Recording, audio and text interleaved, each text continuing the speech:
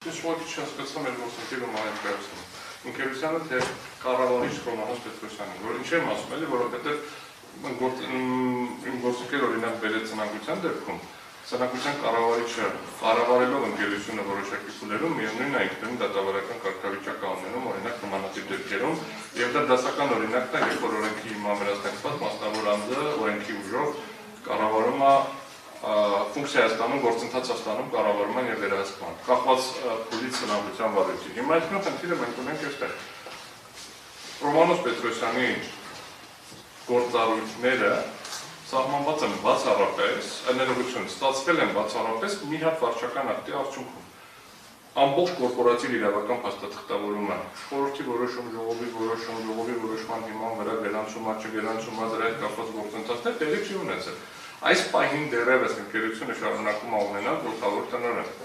Եվ ավելին ասեմ, գլխավոր տնօրենի լիազորությունների դաստարեցնելու դեպքում ունենալու այլ գլխավոր տնօրեն, այսինքն անկախ ամեն ինչից, անկախ այդ գործընթացից, մեկավոր ընկերություն ունենալու գլխավոր տնօրեն։ Ռոմանոս Պետրոսյանի ֆունկցիաները չեն սահմանափակվում բացառապես գործադիր մարմնի ֆունկցիաներով, ունի ավել գործառույթներ։ Օրինակ, խորհուրդը եւ ժողովը պետք է համաձայնեցնեն իրենց որոշումների հետ։ Այսինքն ինքը ունի դասական վերահսկողական ֆունկցիաներ եւ շատ նման է, անալոգիա եթե չկիրառենք, շատ նման է ծնանկության վարույթներին։ Հետևաբար, որպես առանձին անդամ, մասնակից դարձնելու խնդիրը միանշանակ է։ Դրա համար որ գործընկերը Պետրոսյանն է ներկայացնում, բայց ինքը ներկայացնում ընկերությունը, կա ընկերության ներկայացուցիչ, դատարանը ճանաչեց ներկայացուցիչ լիազորությունները որպես էլեկտրական ցանցերի ներկայացուցիչ։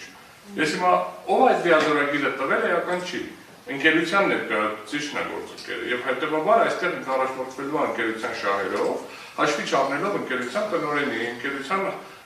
մնացած աշխատակիցների, իրեն բան իմաստով, հանձնարարություն քաղաքացիական իրավական նկատունով էլ տալու լիազորություն ունեցող անձանց ինքը պետք է առաջնորդվի բացառապես հեծի լիազորություններով։ Սա է առաջին կետորն է։ Եվ ասում եմ առանձին սուբյեկտ կա։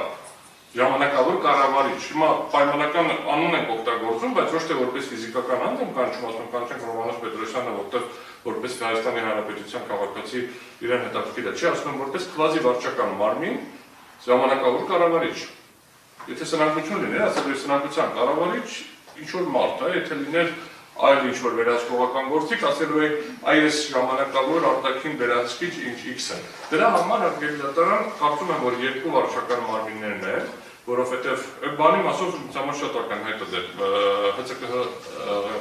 նախագահի մասով ակնհայտ է, որտեղ կա վարչական ակտ ինքնաընդունել, այդ վարչական ակտի հիման վրա վարչական վարույթ է եղել, բողոքարկում ենք, այս ակտը պես վարչի շրջանակներում բողոքարկում է եւ այս ակտի ընդունողը ինքն է, տարբերվում է վարչական մարմնի ընդունած ակտից։ Սա ուղղակիորեն ուզում եմ արձանագրեմ, սա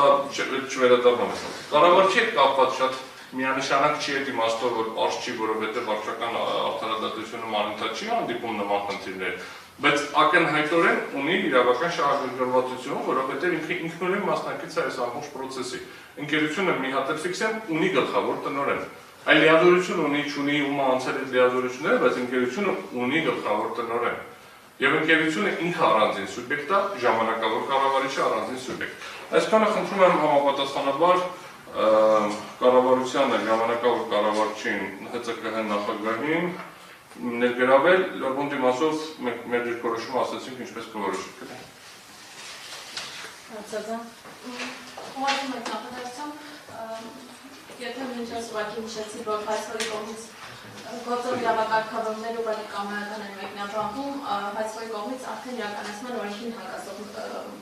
մեկնաբանություններ, քանի որ ըստ էության վարչական մարմինների հասկացությունը սահմանված է վարչության հիմքերի եւ վարչական վարույթի մասին օրենքով եւ բնականաբար ժամանակավոր կառավարիչը չի կարող որակվել որպես վարչական մարմին եւ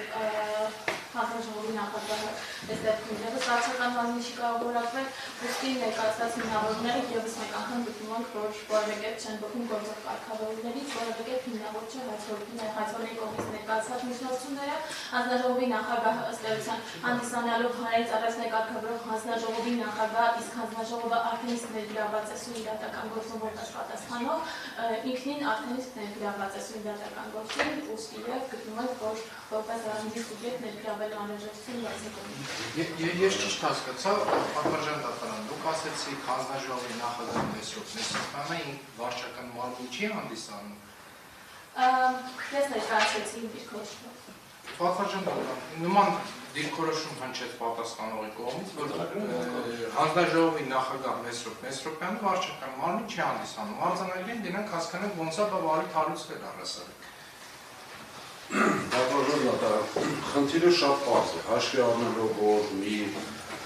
միջնորդության մեջ երրորդ կողմից ցանկանում է գրավել հանձնաժողովի նախագահին, որը միանձնյա կատարել է որոշակի գործողություններ եւ ժամանակավոր կառավարչին, որը վարույթին հետևել է, տեսել է, որ այդպես որպես ամեն դեպս օրենքով ոչ ճիշտ, որպես մասնակից է մոտավորապես ներգրավել, որտեղ իրավունք է ունեցել որոշակի տեղի կոմենտներ անելու եւ այլն։ Հիմա ես չեմ կարող հասկանալ կոնկրետ պատասխանողներին, ինչի համար մենք ունենք համոզմունք, որ մենք չենք կարող տվել, հարցեր չունենք իրանց, մեր համար ամենիշ պարզ է,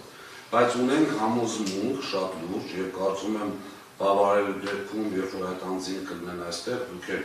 վերջում կարծում եմ կհամոզվեք, որ իրենց այստեղ ներկայանալ, իրենց այստեղ լինելը եւ երրորդ կողմ լինելը դատարանի համար ավելի լույս է սփռելու եւ ավելի ճիշտ